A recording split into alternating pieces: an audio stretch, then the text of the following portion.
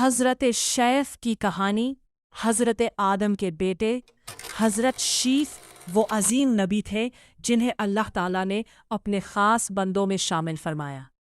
حضرت آدم کے بہت سے بیٹے تھے، لیکن قابیل اور حابیل کے واقعے کے بعد زمین پر ایک خلا پیدا ہو گیا تھا۔ اسی وقت اللہ تعالیٰ نے حضرت آدم کو ایک نیک اور پاکیزہ بیٹے سے نوازا، جن کا نام رکھا گیا شیف۔ شیف کا مطلب ہوتا ہے اللہ کی طرف سے عطا کیا گیا تحفہ۔ حضرت شیف بچپن سے ہی نہایت ذہین، سمجھدار اور عبادت گزار تھے۔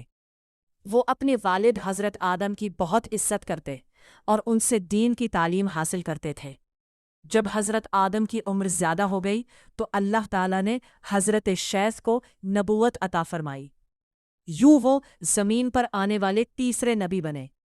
حضرت شیف کو اللہ تعالیٰ نے کئی صحیفے، کتابیں عطا فرمائیں، جن میں لوگوں کے لیے ہدایت اور زندگی گزارنے کے اصول بیان کیے گئے تھے۔ انہوں نے لوگوں کو سچائی، انصاف اور اللہ کی عبادت کی دعوت دی۔ وہ لوگوں کو بتاتے تھے کہ شیطان کے بہکاوے میں نہ آئیں، کیونکہ یہی وہی شیطان تھا جس نے قابیل کو گمراہ کیا تھا۔ حضرت شیف نے اپنی قوم کو محبت، صبر کا درس دیا۔ انہوں نے لوگوں کو سکھایا کہ ایک دوسرے کے ساتھ حسن سلوک کرے اور ظلم سے بچے۔ اس وقت زمین پر لوگوں کی تعداد بڑھ رہی تھی اور ساتھ ہی برائیوں کا خطرہ بھی بڑھ رہا تھا، لیکن حضرت شیف اپنی حکمت اور صبر کے ساتھ لوگوں کو سیدھے راستے پر لانے کی کوشش کرتے رہے۔ وہ اکثر پہاڑوں پر جا کر عبادت کرتے اور اللہ تعالیٰ سے دعا کرتے کہ ان کی قوم کو ہدایت نصیب ہو۔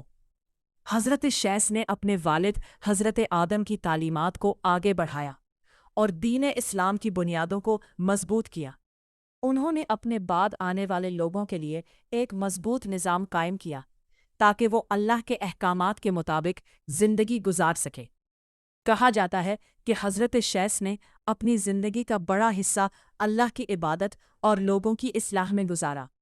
جب ان کا وقت وصال قریب آیا تو انہوں نے اپنی ذمہ داریاں ایک نیک اور قابل شخص کو سونپ دی تاکہ ہدایت کا سلسلہ جاری رہے۔